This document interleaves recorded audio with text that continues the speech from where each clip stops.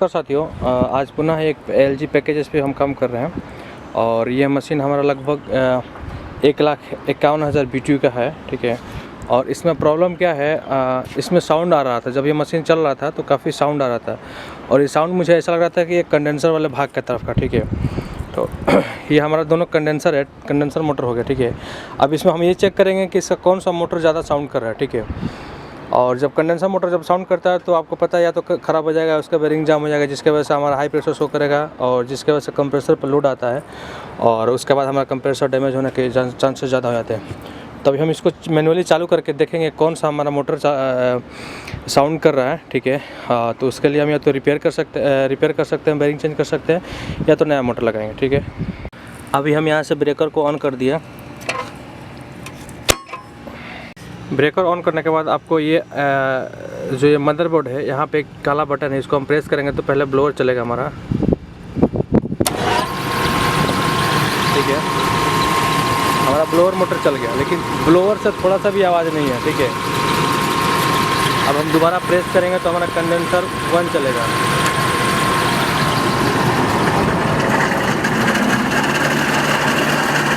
आप देख सकते हैं कंडेंसर 1 चल रहा है। ये कंडेंसर 1 चल रहा है तो हमारा काफ़ी ज़्यादा साउंड कर रहा है। अभी देखिए हमने जब मोटर को जब ऑन किया, AC को जब ऑन किया तो हमारा पहला मोटर हमारा चलता है कंडेंसर वाला मोटर। ठीक है, ये तो हमारा एक कंडेंसर B का हो जाता है, ये कंडेंसर A का हो जाता है उधर वाला। तो उस मोटर में से हमारा आवाज़ है, हालांकि वो रिपेयर करके लगाया गया है पहले का, तो उसका मुझे लगता है कि बेरिंग फिर से डैमेज है जिसके वजह से आवाज़ कर रहा है। अब देखिए उस मोटर को ख़राब होने पर कितने बड़े रीज़न हो सकता है। मान के चलिए वो मोटर हमारा साउंड कर रहा है, करते करते बेरिंग जाम हो गया या मोटर पूरा ख़राब, वाइंडिंग जल गया। ठीक है, अगर वाइंडिंग जल जाता है और मोटर ख़राब होता है तो सबसे पहले इस मशीन में क्या एरर कोड आएगा, CH18 आएगा, CH18। ठीक है, और CH18 आने का मुख्य रीज़न देखिए यहाँ पे आप जब PCB पे आएंगे। ठीक है, तो इधर आपको ये हाई प्रेशर का जैक मिलेगा। ठीक है, हाई प्रेशर का। ठीक है, और ये जो हाई प्रेशर का ये जो जैक है, ये जो ब्लू वाला हमारा ये जो है सर्किट A का हाई प्रेशर शो करता है। ठीक है, और ये जो रेड वाला है सर्किट B का हाई प्रेशर शो करता है। तो ब्लू वाला हाई प्रेशर शो करेगा। अगर मान के चलिए वो मोटर जैसे आवाज़ कर रहा है तो आज नहीं तो कल या कभी भी ख़राब हो सकता है उसका मोटर, या तो बेरिंग जाम हो जाएगा तो जिसके वजह से पूरा फैन ब्लेड हमारा रुक जाएगा, मोटर रुक जाएगा और जिसके वजह से मोटर भी जल सकता है। ठीक है, तो वो जैसे ही वो फैन ब्लेड हमारा वो मोटर बंद हो जाएगा काम करना, तो इसमें क्या ये वाला जो सर्किट 1 का जो हमारा हाई प्रेशर शो का जो इशू है वो यहाँ पे मशीन में शो करेगा। लेकिन कभी कभी क्या होता है कि टेक्नीशियन इन दोनों तारों को काट के आपस में जोड़ देता है, डायरेक्ट कर देता है। तो इसका मतलब क्या होता है कि जब हम ये तारों को आपस में जोड़ देते हैं तो हमारा सर्किट 1 का पंखा ख़राब हो जाए, जल जाए, चाहे कुछ भी हो, लेकिन जब हमारा कंप्रेसर चलेगा और हाई प्रेशर में जाएगा, कंडेंसर जब हाई प्रेशर में जाएगा तो मशीन रुकेगा नहीं, चलता रहेगा कंटिन्यू। यानी ये हमारा जो इन्फॉर्मेशन नहीं देगा PCB को, क्योंकि यहाँ से जब डायरेक्ट हो जाएगा तो इन्फॉर्मेशन कोई नहीं देगा कि मशीन पे हाई प्रेशर है या मोटर ख़राब है या कंप्रेसर का हाई प्रेशर में जा रहा है। ठीक है, तो ये इन्फॉर्मेशन PCB को नहीं देगा। तो कभी भी जब ये ब्लू वाला वायर है आपस में ज्वाइंट है तो इसको डिस्कनेक्ट कर दें, सेपरेट कर दें। ठीक है, जैसे देखिए ये ब्लैक वाला है, ये सब लो प्रेशर का है, तो कभी कभी क्या है कि टेक्नीशियन यहाँ पे इसको काट के जोड़ देता है टेम्प्रोरी कुछ टाइम के लिए। ठीक है, ऐसे हाई प्रेशर को भी काट के आपस में ज्वाइंट कर देता है। तो ध्यान रहे कभी भी ये ब्लू वाले वायर को आपस में ज्वाइंट न करें। इसका बड़ा नुकसान क्या होगा, जब हमारा पंखा ख़राब होगा, जैसे अभी जो आवाज़ कर रहा है सर्किट 1 का पंखा, जब मोटर ख़राब हो जाता है तो ये हाई प्रेशर, जब मोटर ख़राब हो जाएगा तो हाई प्रेशर बढ़ जाएगा कंडेंसर वाले यूनिट में, कंडेंसर वाला भाग में हमारा बढ़ जाएगा। जब कंडेंसर वाला भाग में बढ़ जाएगा हाई प्रेशर, तो अगर ये आपस में ज्वाइंट है तो PCB को इन्फॉर्मेशन नहीं देगा ठीक से, जिसके वजह से मशीन चलते क्या होगा, कंप्रेसर का टर्मिनल इतना ओवर हीट हो जाएगा, या तो कंप्रेसर या तो इंटरनल डैमेज हो सकता है या कंप्रेसर का टर्मिनल जो ब्लास्ट हो जाता है। ठीक है, तो ये ध्यान रहे कभी भी ये ब्लू वाले वायर को आपस में न जोड़ें, ठीक है।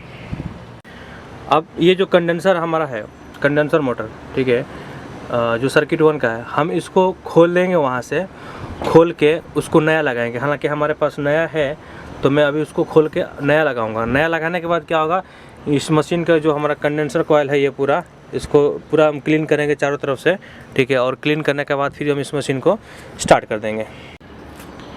अभी देखिए इस मोटर को, ये वाला मोटर हम चेंज करने जा रहे हैं, ठीक है। ये सर्किट 1 का हमारा मोटर है, ठीक है। और इस मोटर को चेंज करने से पहले इसका आसान तरीका है। देखिए ऊपर का जो बेस है, ऊपर का जो नेट है, नेट खोल देंगे हम। जितना ऊपर स्क्रू लगा है, नेट खोलने के बाद यहाँ पे एलन की सेट लगा हुआ है, एक नट, ठीक है, जो शाफ्ट के अंदर आता है, ठीक है। तो इस शाफ्ट को शाफ्ट के लिए वहाँ से हम एलन की नट को खोल के शाफ्ट से हम पंखे को निकाल देंगे। उसके बाद ये मोटर का चारों स्क्रू खोलेंगे चारों तरफ से, ठीक है। फिर मोटर को आसानी से निकाल देंगे। हाँ, निकालते टाइम ये ज़रूर ध्यान दें कि इसमें यहाँ पे ये जो बेस है, यहाँ पे पीछे उधर साइड में कट बना हुआ, ठीक है, जहाँ से वायर निकालते हैं, तो वहाँ से वायर के साथ साथ हम इसको पूरा निकाल दें। हालांकि हम इसको यहाँ से काटेंगे नहीं, क्योंकि हमारा जो नया वाला मोटर है, नया वाला मोटर में काफ़ी लंबा वायर आता है, तो फिर हम वहाँ जैक से निकालेंगे, जहाँ पर उसका कनेक्टर है, वहाँ पर PCB में लगा हुआ वहाँ पर, तो वहाँ से सीधे निकाल के सीधे कनेक्ट कर देंगे। और 4 स्क्रू लगा के फिर हम ब्लेड डाल के उसमें शाफ्ट वाला नट डाल देंगे, ऊपर से फिर जाली लगा देंगे। तो ये लगभग सभी मशीनों में होता है। तो हालांकि इसको मैं वीडियो बना नहीं रहा हूँ, क्योंकि मेरे पास अभी फ़िलहाल में पार्टनर नहीं है, तो मैं अभी इसको सिर्फ एक्सप्लेन कर दे रहा हूँ और सिर्फ सर्विसिंग का बनाऊँगा। अभी देखिए मैं मोटर लगा दिया हूँ नया वाला, ठीक है, और 4 स्क्रू इसका वेस्ट टाइट कर दिया, फैन ब्लेड को लगा दिया। उसके बाद ये जो नट है हमारा, इसको फुली टाइट कर दिया। ऊपर से जो हमारा ये जाली है, इसको भी टाइट कर दिया अच्छे से। और ये मोटर है 4681820 ये बी नंबर है, ठीक है। और देखिए जब मोटर लगा देते हैं तो उसके बाद हमारा ये जो वायर है, इसको प्रॉपर टाई करना ज़रूरी है, ठीक है। तो हमने ये इंसुलेटेड हमने पाइप में यहाँ पे टेप से बांध दिया है। आप टाई बेल्ट भी यूज़ कर सकते हैं, टेप भी यूज़ कर सकते हैं। और दूसरे साइड भी देखिए, हालांकि दूसरे साइड काफ़ी इंपॉर्टेंट होता है, वायर को केयरफुली बांधना, टाइट करना, ठीक है। मैं बताता हूँ क्यों। देखिए अब जब दूसरे साइड में आते हैं तो उधर से हमारा ये मोटर का तार आता है, ठीक है। और यहाँ पे हमने ये जो वायर हमारा जा रहा है, टोटल कंप्रेसर का भी जा रहा है साथ में, इसके साथ हमने बांध दिया। प्रयास ये रहे कि ये जो हमारा वायर आ रहा है मोटर का, इन दोनों पाइप के बीच टच ना हो, इन दोनों पाइप से टच ना हो। ये पाइप कौन सा है, कंप्रेसर 1 और कंप्रेसर 2, यानी सर्किट 1 सर्किट बी का हाई प्रेशर पाइप है ये। गर्मी के मौसम में जब ये गर्मी के मौसम हो या जब कंप्रेसर जब स्टार्ट होता है, तो उस टाइम ये पाइप इतना हीट होता है, तो अगर ये वायर, जितने भी इलेक्ट्रिक वायर हैं, इसके साथ टच होता है, तो ओवर हीट के बाद में फायर होने या फायर होके यहाँ से पाइप को डैमेज करने का चांसेस ज़्यादा हो जाते हैं। तो इसको केयरफुली टाइट कीजिए। और टाइट करने के बाद हमने यहाँ से इसको अच्छे से यहाँ पर जैक लगा दिया है, ठीक है। हालांकि हमने यहाँ पर टेप भी मारा है, क्योंकि सर्विसिंग जब करते हैं तो पानी पाइप के साथ आ जाता है, तार के साथ, तो वहाँ पे स्पार्क होने के चांसेस ज़्यादा होते हैं, ठीक है। अब चलते हैं हम इसको सर्विसिंग करने के लिए।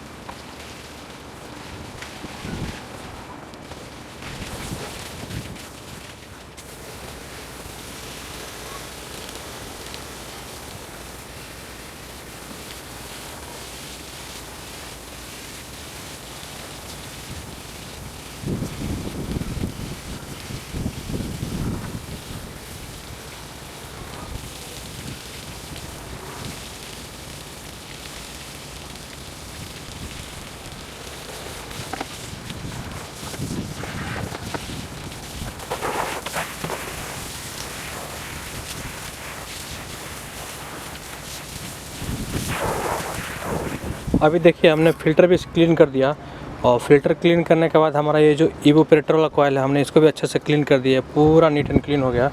हालांकि कचरा पूरा गिरा है, देख सकते हैं पूरा काला काला हो गया, देख रहे हैं पूरा काला काला हो गया, ठीक है। तो अभी हमारा इवोपरेटर कॉयल भी पूरा नीट एंड क्लीन हो गया, ठीक है। और ये हमारा है कंडेंसर कॉयल। कंडेंसर कॉयल को भी हमने एकदम अच्छे से क्लीन कर दिया, यानी आप इधर से देखेंगे तो आर पार आपको दिखेगा, आप देख सकते हैं पूरा आर पार दिख रहा है, ठीक है। तो हमारा कंडेंसर कॉयल पूरा क्लीन हो गया, हमने मोटर लगा दिया।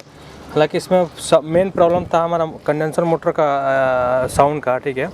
तो जिसके वजह से मोटर हमने चेंज करना और साथ साथ हमने नीट एंड क्लीन कर दिया, तो इससे जो मशीन की थोड़ी लाइफ है और बढ़ जाती है, ठीक है। यानी अभी जो हमारा मशीन चलेगा तो एम्पियर कम मिलेगा, लोड भी कम होगा और अच्छा सा कूलिंग करेगा, ठीक है। तो अब हम इसको चल रहे हैं पैक करने के लिए। अभी देखिए हमारा सब कुछ कंप्लीट हो गया। अब मैन्युअली इसको मैं प्रेस करके इसको ऑन करके एम्पियर भी चेक कर लूँगा, ठीक है। तो मैं पहले प्रेस करूँगा तो ये ब्लोअर मोटर चलेगा हमारा, ठीक है। और ब्लोअर मोटर का मैं एम्पियर चेक करूँगा।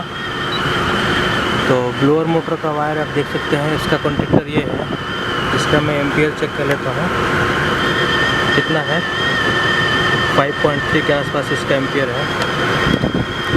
अब उसके बाद मैं फ़ैन मोटर लगाऊंगा कंप्रेसर 1 का, ठीक है। अभी ये चला नहीं है, हालांकि जब मैं इसको दोबारा प्रेस करूंगा तो ये 8 एम्पियर तक आएगा। 8 एम्पियर से फिर 2 एम्पियर के आसपास आ जाएगा। 7 एम्पियर ले रहा है, 7.6।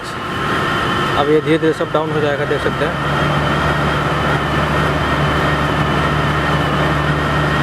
अभी पूरा रनिंग में आ गया, तो ये 2 एम्पियर तक ये आ जाएगा, ठीक है। तो हमारा फ़ैन मोटर सर्किट 1 का कंडेंसर फ़ैन मोटर है, जो मैं नया लगाया हूँ, 3 एम्पियर के आसपास ले रहा है।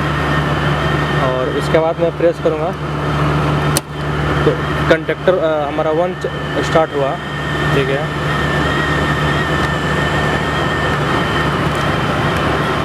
कंडक्टर 1 यानी हमारा कंप्रेसर 1, ठीक है। कंप्रेसर 1 हमारा स्टार्ट हुआ, तो ये देखेंगे कितना एम्पियर ले रहा है। ये 22 यानी 22.6 एम्पियर ले रहा है, जिसमें पंखे ब्लोअर मोटर का भी इसमें एम्पियर है 5 पॉइंट। तो ये अभी एम्पियर बढ़ेगा, लगभग 25-26 के आसपास जाएगा, ठीक है। तो हालांकि कंडेंसर अभी टोटल चिल्ड है, पानी है इसके अंदर। तो जैसे ड्राई होगा, हीटिंग में आएगा वो, तो एम्पियर हाई हो जाएगा, ठीक है। उसके बाद में अभी दोबारा प्रेस करूँगा तो कॉन्टेक्टर हमारा सेकेंड ऑन होगा। कंप्रेसर सेकेंड ऑन हो गया हमारा, ठीक है। अभी दोनों हमारा कंप्रेसर चालू हो गया। तो इस कंप्रेसर का एम्पियर चेक कर लेते हैं। ये 14-17 के आसपास ले रहा है। हालांकि अभी एम्पियर बढ़ेगा, कंडेंसर जैसे हीट होगा तो एम्पियर लगभग 20-22 के आसपास आ जाएगा, ठीक है। तो अभी मशीन हमारा ठीक चल रहा है, कोई दिक्कत नहीं है, ठीक है। और जो हमारा साउंड का इशू था वो भी कंप्लीट हो गया, ठीक है। तो अब मशीन को पैक करके हम यहाँ से छोड़ते हैं।